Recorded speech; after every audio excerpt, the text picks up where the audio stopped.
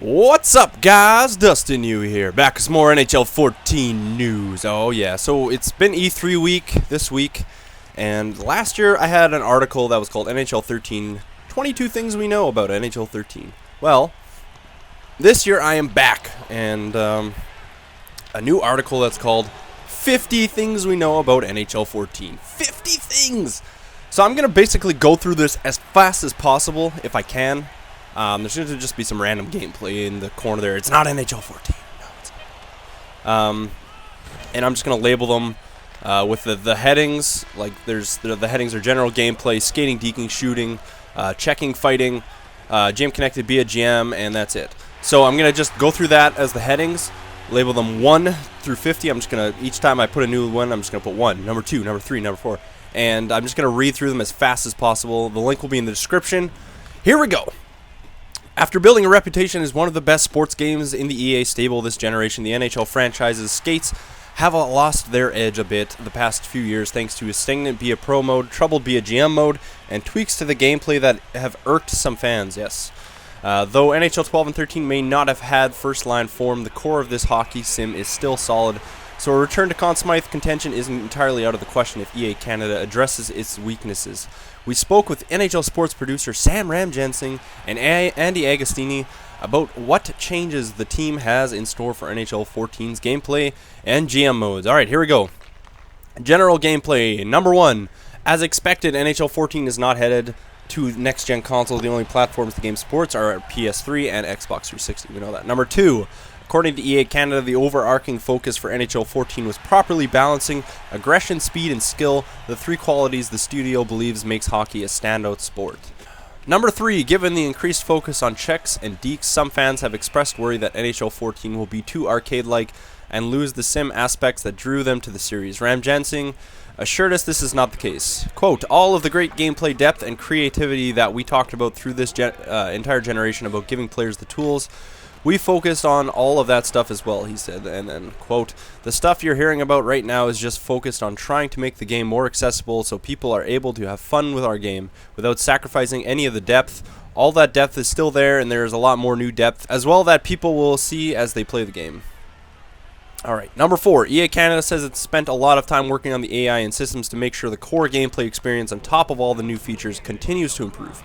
Number 5, though the primary focus for NHL 14 is on cleaning up on player physics, with the introduction of FIFA's Player Impact Engine, EA Canada has tweaked the puck physics as well. You won't see as drastic a change as you will with the players, but EA is working to make more realistic bounces, tip-ins, and deflections.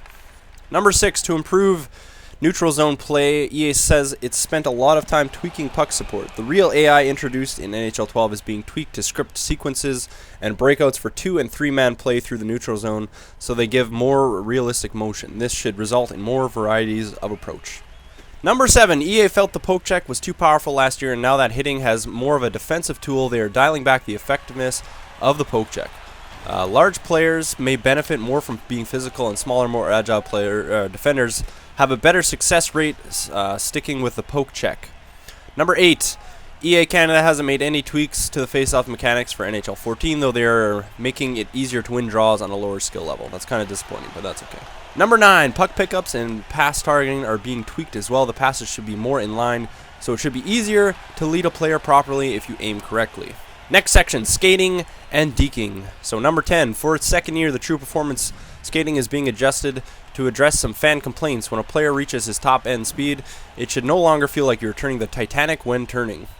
I used to say turning like a bus, but you know that works too. Number 11, defensive players have been given more mobility to allow them to better shade attacking skaters. More mobile defensemen, Chris Letang can pivot more quickly to change directions faster than they could in NHL 13, and you can strafe to cut off angles of attack. Number 12, the main reason EA added the one-touch deke system was to make dekes more accessible. The loose puck deke system, which is still in the game, requires you to plan your move in advance. The new system is much easier to use in a read and react situation. If you can tell the defender is going in for a big hit, you can quickly deke out of the way. This makes stick handling more of a game within the game. Number 13, don't expect to deke your way down the ice like Pavel Datsyuk every play with every player, however. Players with less stick handling ability won't have the efficiency of movement that danglers have, resulting in more turnovers. Number 14, tapping the left trigger results in a spin move. From here, the game reads the left stick and the direction you're going, and then picks the right direction for you. Cool. Number 15, all the other one-touch dekes are on the left bumper. Depending on how you're using your left stick and the situation on the ice, the game picks from a variety of moves. Number 16, you can string together moves as well, but at the sacrifice of speed. For instance, if you attempt more than 2 spin moves in a row, your forward essentially comes to a standstill. Alright, next section, shooting. Number 17, a lack of goal scoring was once again an area fans called out in NHL 13. For this year's game, one of EA's biggest focuses is goal scoring balance. One engineer has spent the entire year working on goalies, so users see more realistic goals. EA says you can expect to see more pucks squeak through under the arms and in the 5-hole. Number 18, the other big change in goal scoring is EA wants the player to be rewarded more often for reading the goalie and shooting in the right spot. Number 19, the default skill level now allows players to score more frequently to bring the goal total up to a realistic level. Next section, checking. Alright, number 20. The developer diaries previously told us that speed and momentum were accounted for in the new collision system. EA Canada confirmed to us that size matters just as much. The dev team uses Boston Bruins big man Zdeno Chara as the test case to make sure he's an immovable force when tiny forwards try to throw a check. Number 21, the size differential requires you to play the game a different style if you're in control of a smaller team like the Montreal Canadiens or a large team like Chara's Bruins. Number 22, the board play remains largely the same as last year, but EA Canada said the new collision system makes it tougher for little guys to win pucks if they get pinned to the boards. I hate that damn board play. Number 23, listening to fan requests, EA Canada wants penalties to be more realistic in NHL 14. Expect boarding and interference to be called more frequently and to see a bigger variety of penalties called in general. Number 24, FIFA's player impact engine was a positive addition to the franchise, but the strange player animation it sometimes delivers also has created some of the most embarrassing but mainly hilarious glitches we've seen in years. Importing the system to hockey and tuning the game, however, the NHL team says they have seen very little of the crazy limb flailing. Oh, great, here we go. Number 25, the development team has spent over a month focusing on unrealistic hits from behind and awkward hit animations when both players are going the same direction. This should hopefully clean up the frequency point of contention we had with NHL 13. Next section, fighting. Alright, number 26.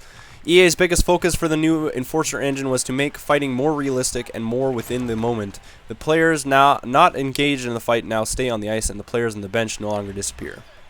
Number 27, the new fighting engine has a better understanding of why players drop the gloves in real life, and thus does a better job of making fights happen naturally during the course of the game.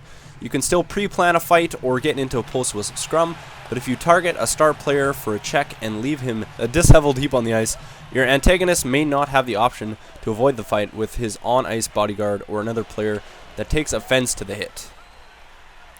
28. Once a fight starts, you see all the players on the ice react accordingly. If tough guys are on the ice, they start to pair up. Less violent players may go down on one knee to watch the skirmish. Number 29. Some fighting mechanics are integrated directly from EA's excellent Fight Night franchise. Tall guys like Chara could get into a fight with a smaller player like Martin St. Louis. You can now throw punches before the players enter a clinch. Once you are tangled up, you can throw uppercuts, rabbit punches, and hooks. Your offhand can be used to tug the player into position for a knockout punch. This is an especially effective tool if a long-armed guy is matched up against a much weaker player. Number 30. To properly balance the fight, the Enforcer engine looks at fighting ratings, size, and strength of a player. The bigger, stronger players drain more of their opponent's health meter when landing a punch than a smaller guy like Henrik Sedin would. However, EA says a really skilled user who masters the fighting mechanic could still pull off a David versus Goliath upset. Number 31. The fighting system works the same in the EA SHL as well. EA isn't sure yet if the players outside of the central fight will be able to pair up and drop the gloves, but it's something they want to include if possible. Hopefully they do. Next section, GM Connected. Number 32. The troubled GM Connected online experience is coming back with a few tweaks to improve usability. Number 33. One NHL developer spent almost all year working to improve the crippling slow menu navigation. GM Connected now runs at a much faster speed comparable to what you see in the front end of the offline via GM mode. Number 34. EA added several tools to improve the minute-to-minute experience of being in an online league. GMs now have a schedule that shows who has played games in the league instead of depending on the message system to check that. Number 35. The revamped messaging system now allows GMs to GM as well as GM to commissioner messages. You can also counter proposed trades directly from your mailbox or refresh the mailbox without exiting the menu. Number 36. You can now decline and accept trades from the trade details screen. Number 37, new commissioner improvements include an invite to league functionality and surfacing gamer tags, so it's easier to tell who is controlling which team. Number 38, EA has added a time period in before the league starts so teams can make trade offers and other roster alterations before stepping on the ice for their first game. Next section is Be a GM, and I'm actually pretty pumped to hear about this information. So number 39, even though Be a Pro is getting the biggest makeover of all the game modes, EA Canada claims it has done quite a bit to the GM mode as well. Number 40, both GM Connected and Be a GM add many of the changes implemented in the new collective bargaining agreement between the NHL and the NHLPA. The changes include new salary cap and floor calculations and the ability to trade part of salaries. Since the development team doesn't have many real-world examples of how teams plan to use the new rules, they are working with the NHL directly to understand the parameters of the new guidelines. Number 41, you can still buy players out, but EA is still discussing whether or not to include the special buyouts that NHL teams can enact this offseason and next to get under the downsized salary cap. Number 42, NHL 14 is not adding the free agent interview period like the Real League is implementing. Number 43, last year's questionable trade logic isn't being scrapped, but EA has added new trade difficulty slider that should lessen the restrictiveness of the GMs who last year would only willingly part with prospects and over-the-hill players in the last year of their contracts. Number 44, last year's questionable trade logic isn't being scrapped, but EA has added new trade difficulty slider that should lessen the restrictiveness of the GMs who last year would only willingly part with prospects and over-the-hill players in the last year of their contracts. Number 45, EA is still tuning the trade logic on top of the new slider functionality as well.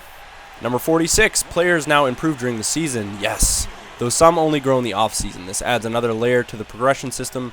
This should help you see young players' skills improve more steadily instead of waiting for the off-season to know if he's NHL ready. Number 47, skill progression doesn't take into the account player performance on the ice or the amount of playing time they received in the minors as much as EA Canada will like it to in the future. This means you don't have to worry about nearly as much about high round draft picks sitting behind career minor leaguers in your AHL team as you would in real life. Number 48, EA isn't doing much to change player regression, so the older players won't have a major drop-off in skills. Number 49, the GM firing option is now a league setting. You can turn that off or on at any time. Oh, that's pretty cool. And last but not least, number 50, EA has some plans for tweaking the front-end menu system, but it isn't going into detail on that right now. That is everything we know about NHL 14 thus far. Stay tuned in the coming weeks as we learn more about changes to the Be a Pro, now dubbed Live the Life, and online mode. So that is 50 things we know about NHL 14. I apologize that it was so long, but there's a lot of things I haven't heard about, which is awesome. I'm assuming they got their hands on it a little bit at E3, I would think. Yeah, there was another article I found from Operation Sports, and basically they just said that the game feels really good. That's pretty much all I got out of it. There was no new news or anything, but yeah, they were saying the game feels pretty good. But you know what? I'm going to actually put that in the link in the description as well if you guys want to read that, all right? So that is it. 50 things we know. If you guys want to subscribe and like the video, that'd be awesome. Or I guess like the video and subscribe for more NHL 14 news. Yeah, hopefully we hear about Live the Life soon. I'm pretty excited. Anyways, that's it. Thanks for watching, guys.